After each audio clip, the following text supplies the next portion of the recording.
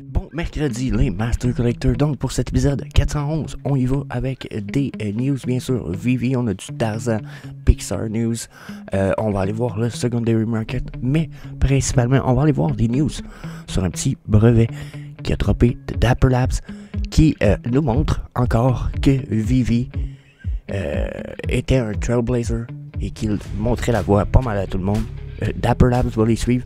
J'ai même envie de dire que on a d'autres nouvelles qui vont un peu dans le même sens. On va avoir du Nike News à survoler. En plus du Secondary Market, si je n'ai pas déjà parlé. Maybe. So, yeah. C'est ce qu'on fait ce matin. So, comme d'hab, j'étais avec TQ. Good morning, Puis je vous souhaite un bon show. Donc, on commence avec le Tarzan News. Donc là, on a un Tarzan comic book qui drop right today. Puis, j'avoue que je m'en calisse pas mal. Faut que j'en parle.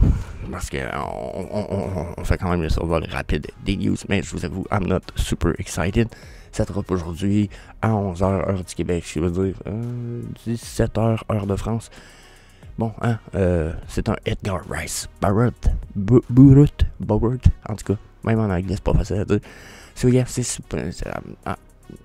Y a-tu de quoi à dire à propos de ça? 6,99. Il y en a 3500 éditions. Ils en mettent tellement pas beaucoup que le monde participe tellement pas qu'ils en mettent pas. Donc, yeah, est-ce que je vais participer à ça? Non. Est-ce que je vous suggère de participer à ça? Non, bien entendu, notre financial advice, mais. Mon avis, c'est que si on a un collectible qui est de la merde sur Vivi, c'est celui-là. Il en fallait, c'en est un. I'm sorry, Edgar Rice Burroughs, mais Tarzan comme ça, c'est plus que vieux. C'est plus qu'oublié, tu sais. Le dernier film de Tarzan qu'on a eu, c'était un film d'humour, j'ai envie de dire. Ou un film d'enfant. Fait qu'encore une fois, yeah, I don't know. Je vois pas beaucoup de potentiel dans ce collectible. Ensuite, on a quand même un Soul avec Pixar qui nous drop un poster right away. Où ce que là, on a droit à So Joe Find Himself, blablabla. 5 pièces vont dropper en blind box samedi qui s'en vient le 21 octobre à 17h heure de France. Je trouve ça cool. Mais parce que le film, d'après ce que j'ai entendu, le film était vraiment pas mauvais. J'ai pas écouté ce film-là. Personnellement, ça me semblait quand même un bon film. Je sais pas si je suis excited, mais je le suis sûrement pas autant que les ceux de Nemo, un peu comme Grab a Shell Dude, qui, soit dit en passant, a monté de genre 11 gems en une minute.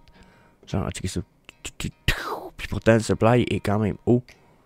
Donc, sur mon avis, j'avais déjà dit, accumuler, continuer à accumuler. Vraiment, that's good piece. Puis, ben, ça va dépendre du supply, ça va dépendre de la qualité des collectibles. Je sais pas si le film est bon, comme je vous dis. J'ai pas eu l'occasion de savoir. Mais laissez-moi savoir si vous croyez que ça a du potentiel ou pas, bien entendu, dans les commentaires. Donc là, on va jumper au stuff un peu plus intéressant, un petit peu. Ok, right away, je vous amène avec moi. On s'en va dans les brevets. Donc là, ce matin, je farfouille un peu. Je l'ai fait moins souvent que je l'ai déjà fait, mais je farfouillais un petit peu dans les brevets qui ont droppé. J'ai écrit Digital Collectible. Puis je me suis dit, trouve-moi donc stuff qui a du Digital Collectible. Puis là, ben, je vois Applicant Name, Dapper Labs. Puis là, quand je vous dis, je vois, attendez un petit peu, je vais essayer de vous montrer ce que je parle. Je vois Dapper Labs juste ici. Je me suis dit, oh, cool, on va aller cliquer sur le brevet, on va aller voir c'est quoi le fucking brevet. Le brevet, ils disent que c'est une méthode pour créer et gérer et afficher des 3D Digital Collectibles. Déjà, j'ai fait, enfin, ils ont compris. Ils vont arrêter de nous sortir des astis d'images 2D, JPEG, que quand tu le tournes, c'est plus mince qu'une feuille de papier. Là. Genre, tout le monde faisait ça, là. Genre, Wax fait ça. Tout le monde faisait ça, ce style d'NFT de marde. Tu sais, j'ai envie de le dire, le JPEG, là. C'est plate, là. Mais le fucking JPEG, c'est ça que tout le monde faisait. Puis, Dapper Labs, c'est eux autres qui ont NBA Top Shot. C'était ça leur NFT. C'était des images vidéo d'un truc, je veux dire, d'un dunk ou d'un panier. Puis, cool. Mais comme je l'ai déjà dit, sacrément, on est en 2023. On peut-tu avoir de quoi qui fit un peu avec la technologie qu'on a aujourd'hui? Je veux dire, le minimum, c'est des pièces en 3D. J'ai envie de dire, non. Le minimum, c'est des pièces en 2D, dans un cadre en 3D, qui a une perspective. Puis, je sais pas si vous comprenez, le minimum, c'est là, Dapper Labs, ce qu'on avait, c'était une vidéo. Genre, c'était très basic. Ça me faisait chier. Puis c'est le pourquoi j'ai jamais investi. Par contre, vous vous rappelez, dernière bull run, ça a été, puis même un peu l'autre d'avant, ça a été les NFT genre over the top qui ont fait que le monde des NFT s'est fait connaître. Là. Dans le monde sportif, Dapper Labs, NBA Top Shot, c'était comme over the top. Il y a du monde qui sont... Il y a du monde qui ont vécu ce qu'on est en train de vivre avec Vivi, puis que Dapper Labs et NBA Top Shot a pétoché au point où ils sont devenus millionnaires. Donc, il y a du monde qui ont été à la place où ce que nous, on prétend être en ce moment, puis pour qui ça a fonctionné avec Dapper Labs. Je pense qu'on a notre place aussi. Puis là, quand je dis que c'est une méthode pour displayer des affaires 3D, c'est que, regardez un petit peu, dans les pages 6, vous allez voir, c'est quand même au moins la base de ce qu'on a sur Vivi, nous. Regardez, là, pour ceux qui voient peut-être, je sais que l'image n'est pas super grosse, là, c'est pas la baisse, mais ce qu'on a là, dans le fond, c'est une espèce de cube 3D qui va pouvoir bouger, puis dans le cube, t'as des logos, puis des images, puis des vidéos de certains trucs. Donc, comme vous pouvez voir ici, figure, comme je dis ici, c'est ici, là. Vous voyez, ici, on a un logo. Ici, on a une image. Donc là, je trouve qu'on a de quoi, on a un potentiel, tu sais, regardez, on a le score de la game. Parce que ça doit être une vidéo d'une game. Il y a un logo, checkez, on voit c'est quoi, c'est un dunk, ça a été fait à quelle date. Là, il y a l'air d'avoir 2-3 numéros, on voit 2-3 trucs, on voit le numéro du player. Chris, je veux dire, pour vrai, I like that shit. Puis là, il y a comme l'officiel logo NBA Top Shot. Je veux dire, j'aime ça. Je trouve que le potentiel est très, très bon.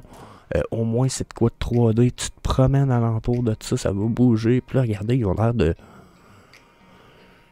mettre un paquet de filtres ou de, je sais pas, je sais pas ce qu'il y a là. Ils montrent une fenêtre au-dessus de l'autre fenêtre. Donc, ça me paraît super interesting. Puis, comme je disais, là, tout ça, c'est pas juste pour faire des NFT en 3D, c'est pour les displayer en 3D, les digital collectibles.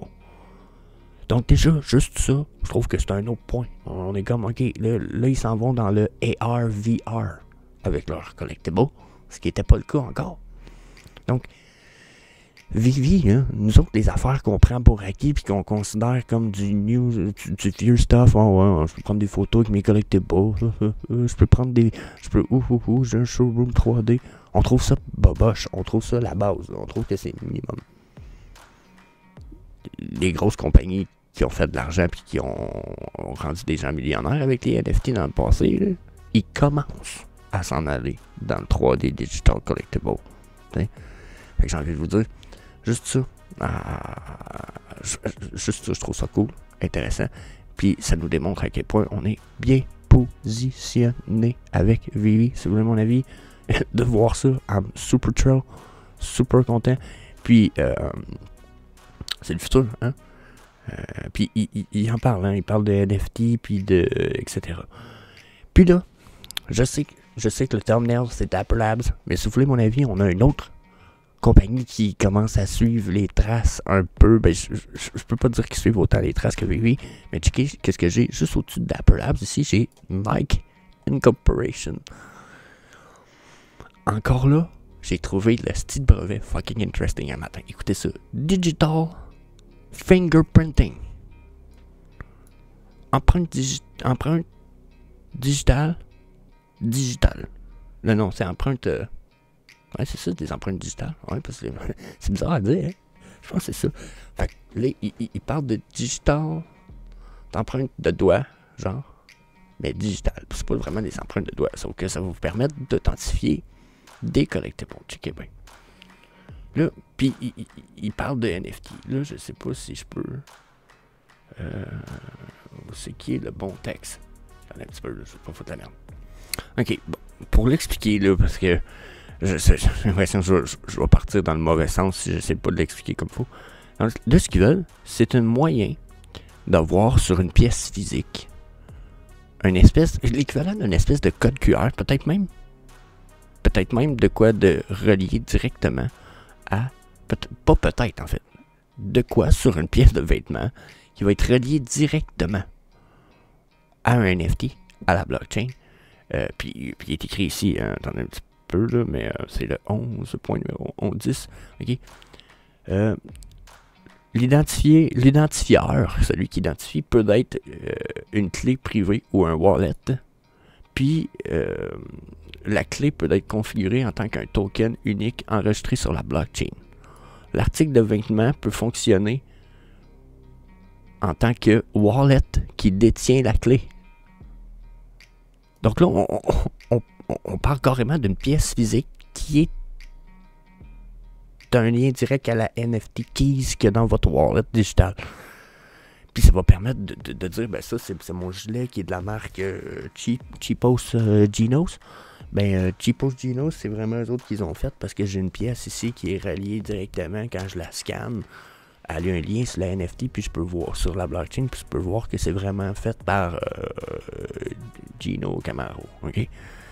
Donc, c'est fucking interesting. Puis ils vont un petit peu plus loin que ça, eux autres. Dans la mesure que si on vient voir les images ici, ok, là on est sur l'image 11, là, mais regardez, là, ils parlent carrément d'une pièce sur le vêtement. Là, comme ils nous montrent sur le numéro 7, il y en a qui vont peut-être me dire, ouais, Jesse, c'est pas parce qu'ils mettent une flèche avec le logo Nike sur le vêtement que c'est parce que ça va être ça l'identifieur. Ben, faites attention à ce que vous dites, parce que checkez bien. Et voilà. Ça va être le... C'est ça le brevet. C'est ça le patent qui est mis en branle en ce moment. C'est que le logo Nike va servir d'identifieur. Puis il va avoir probablement des pièces, puis des côtés uniques, puis probablement genre des choses identifiables qui vont être permettre de connecter à la blockchain, puis d'identifier, regardez. Identifier des points très importants. Donc, regardez, le soulier, la même style d'affaire. Plus j'ai le soulier, j'ai ma tronche qui est dans les jambes. Checkez ça. Le soulier qui est associé au NFT. Donc, encore une fois, j'ai envie de dire, il ne peut pas dire qu'ils suivent la trace de Vivi, mais ils s'en vont lier le collectible digital au physique. Donc, je pense qu'on est dans du monde qui commence à comprendre. Puis je pense que les gens vont commencer à comprendre ça. Ça va attirer le monde de la collection à côté parce que la contrefaçon est tellement forte dans le monde digital que d'avoir un moyen supplémentaire pour authentifier un soulier ou quelque chose dans le genre, c'est pas de la petite patente. C'est huge, très important. Ça peut avoir un gros impact dans le monde de la collection, surtout à cause des contrefaçons qui existent. Donc, yeah, pour moi, c'était ça, c'est une autre big news. Puis encore, une compagnie qui super connue, qui s'en va dans le NFT pour des raisons évidentes, logiques, que tout le monde va pouvoir dire « Ah, ça fait du sens ». Puis les gens ne pourront pas dire « Ah, c'est juste pour gagner de l'argent ». Non, non, non. C'est pour éviter les contrefaçons le plus possible parce qu'il y en a déjà trop dans le monde de la collection du soulier.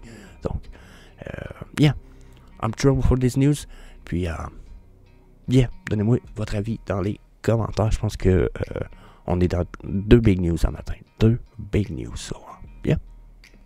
Bon, là, il nous reste un petit 3-4 minutes. On va y aller avec des secondary market price. Là, Grab a Shell Dude, s'il y en a qui avaient accumulé et qui voulaient s'en débarrasser, ça a monté de 11 gems durant la nuit. J'en ai parlé, là. Le potentiel est quand même pas pire. Question de flipping, je ne sais pas si vous allez être capable de les vendre. Il y a l'air d'avoir de plus en plus de listings en ce moment, mais ça me paraît quand même très intéressant. Puis j'en avais déjà parlé, j'ai un jour ces pièces-là à 955 éditions, du Nemo, c'est le Stoner Frog, le Stoner Turtle en plus. Je veux dire, Chris, qui n'a pas aimé le Stoner Turtle? Tout le monde le trouvait cool.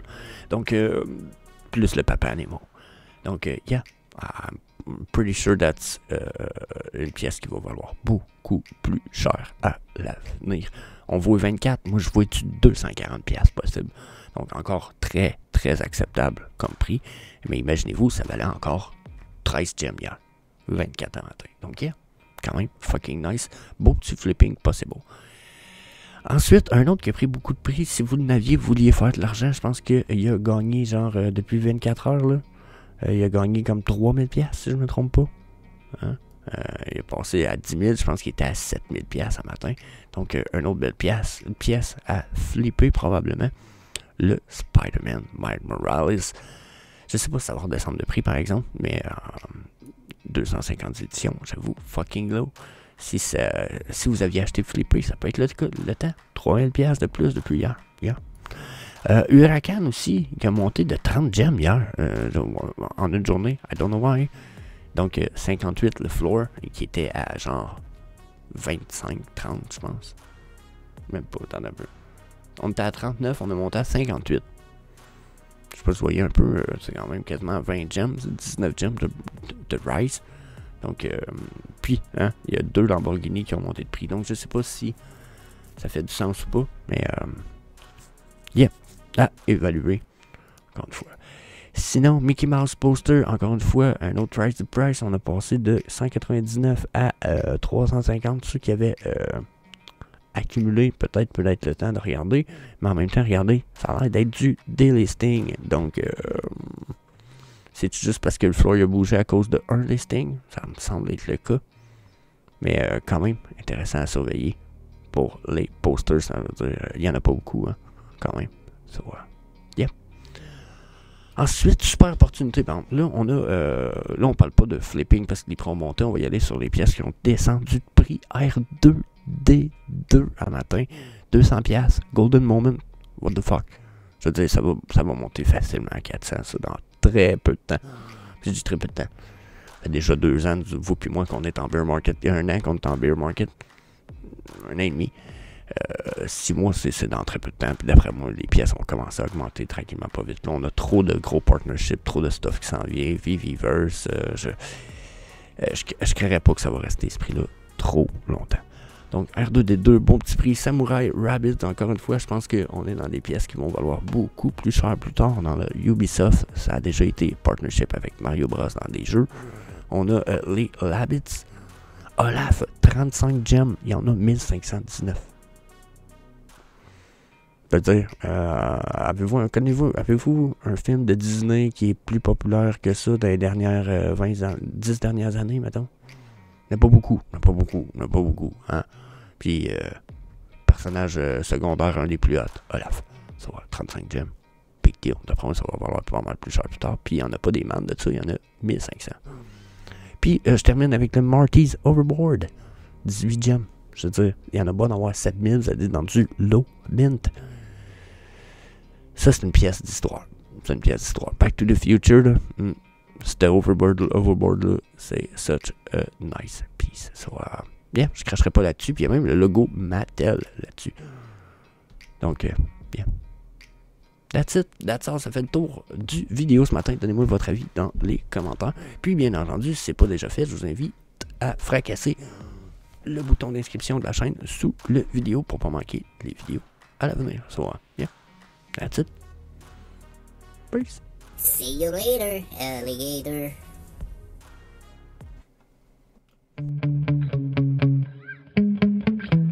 Yeah.